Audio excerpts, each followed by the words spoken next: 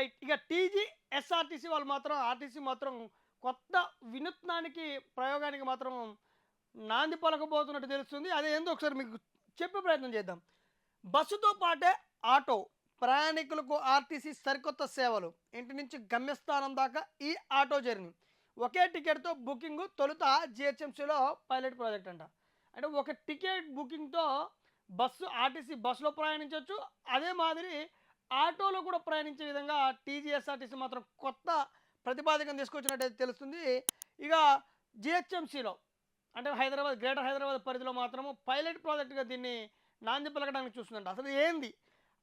ఒక ticket book చేసుకుంటే RTC bus ఎట్లా ఎక్కుతారు? ఆర్టీసీ బస్సుతో పాటు మళ్ళీ ఆటో జర్నీ ఎట్లా?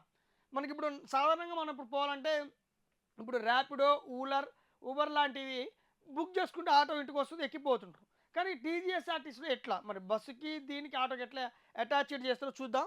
ఒకసారి బస్సు దిగిన తర్వాత గమ్యస్థానాన్ని వెళ్ళడానికి ఆటోల కోసం వెతుక్కోవడం, కిరాయిలపై బేరసారాలాడే అవసరం ఇకపై ప్రయాణికులకు ఉండదు. బస్సు దిగిన తర్వాత ఆటోలతో నార్మల్గా ఊర్లలో కానీ ఎక్కడైనా మనతో బస్సు దిగినాక కొంచెం దూరం పోవాలంటే ఆటోలతో బేరసారాలు ఆడటం లేకపోతే చేసేది. గతంలో చేసేది. ఇప్పుడైతే ర్యాపిడోలు ఉన్నాయనుకో అది వేరే విషయం. రానోళ్ళు పరిస్థితి అట్లుండదు. అసలు దానికి చెక్ పెట్టి దిశగా ప్రభుత్వం ఆలోచిస్తుందంట. ప్రయాణికుల ప్రయాణాన్ని మరింత సులభతరం చేసేందుకు తెలంగాణ రాష్ట్ర రోడ్డు రవాణా సంస్థ టీజీఎస్ఆర్టీసీ మరో వినూత్న ప్రయాణానికి శ్రీకారం చూడబోతుంది. First mile to last mile connectivity పేరుతో ఆర్టీసీ స్వయంగా ఎలక్ట్రిక్ ఆటో సేవలను అందుబాటులో చెబుతుంటాం. ఇక ఏమంటున్నారు, first mile to last mile connectivity అంటే ఎక్కడైతే దిగుతామో, సరే ఎక్కడైతే ఎక్కుతామో, ఎక్కడైతే దిగుతామో, సో ఇది ఎక్కే చోట నుంచి దిగే చోట కూడా కనెక్టివిటీ ఉండాలన్న.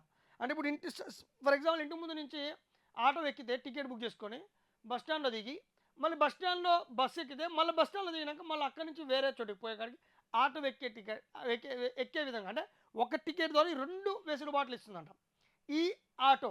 అంటే ఎలక్ట్రికల్ ఆటోలు మాత్రమే ప్రియారిటీ ఇస్తుంది. ఎందుకంటే ఇంకా ఎలక్ట్రికల్ ఆటో గురించి మనకు తెలిసిందే. ఈ పర్యావరణ పరిరక్షణకు గ్రీన్ ఛాలెంజ్ కోసం కూడా దాన్ని ఆటోలో వాడాల్సి వచ్చే అవకాశం ఉంది. ఇక చూద్దాం ఒకసారి. ఒక టికెట్ డోర్ స్టెప్ జర్నీ అంటే దీన్ని ఎట్లా ప్రొసీజర్ ఎట్లా ఉంటుందో ఒకసారి చూసే ప్రయత్నిద్దాం. ఒక నూతన విధానంలో ప్రయాణికుడు బస్ టికెట్ బుక్ చేసుకునే సమయంలోనే తనకు కావలసిన ఆటో టికెట్ కూడా ఒకేసారి బుక్ 1-to-1 జర్నీ అంట. 1-to-1 జర్నీ చేసుకునే వెసులుబాటు ఉంటుందంట ఇందులో. కాగా ఈ ప్రాజెక్టు కోసం వివిధ ఎలక్ట్రికల్ వాహన ఈవీ తయారు కంపెనీతో ఇప్పటికే టీజీఎస్ఆర్టీసీ ఇక భాగస్వామ్య చర్చలు జరుపుతుందంట. దీనికి ఎందుకు కూడా మనం ఇందాక చెప్పినాం, పర్యావరణ పరిరక్షణ కోసమే ఈ ఆటోలను ఇంకా పెంపొందిస్తున్నట్టు వాటి కోసం చేస్తున్నట్టు కూడా తెలుస్తుంది. దీన్ని చూద్దాం ఒకసారి. ఫస్ట్ మైలు ప్రయాణికుడు ప్రయాణికుడు ఉన్న ఇంటి వద్ద నుంచే ఆర్టీసీ ఈ ఆటో ఎక్కి సమీపంలో బస్ పాయింట్కి చేరుకోవచ్చు.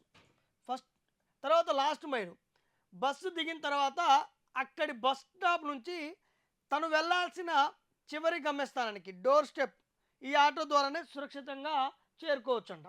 అంటే ఎక్కడైతే ఎక్కాలనుకుంటాడో ప్రయాణికుడు అక్కడి నుంచి ఇంటి ముందు నుంచి సమ్ ప్లేస్ నుంచి ఆ బస్సు టికెట్తో పాటు ఆటో టికెట్ కూడా అదే ఈ సేవలో బుక్ చేసుకుంటే టీజీఎస్ఆర్టీ ఏదో నూతనంగా తీసుకొచ్చే ఆ యాప్ ఏదైతే ఉందో దాంట్లో బుక్ చేసుకుంటే ఆటో ఎక్కి బస్ స్టాండ్కి పోతే అక్కడి నుంచి మళ్ళీ దూర ప్రయాణం బస్కి చేసి మళ్ళీ అక్కడిని కూడా దిగిన చోటు నుంచి మళ్ళీ లోకల్ ఆటోలు ఉంటాయి కదా, ఆటోల నుంచి మళ్ళీ తన ఎండింగ్ గమ్యస్థానం చేరుకునే దిశగా ప్రభుత్వం అయితే శ్రీకారం చుట్టబోతుంది. మరి దీనివల్ల పర్యావరణం బాగానే ఉంటుంది, ప్రయాణికుడికి బాగానే ఉంటుంది. కానీ మరి ఇప్పటికే ఫ్రీ బస్సులు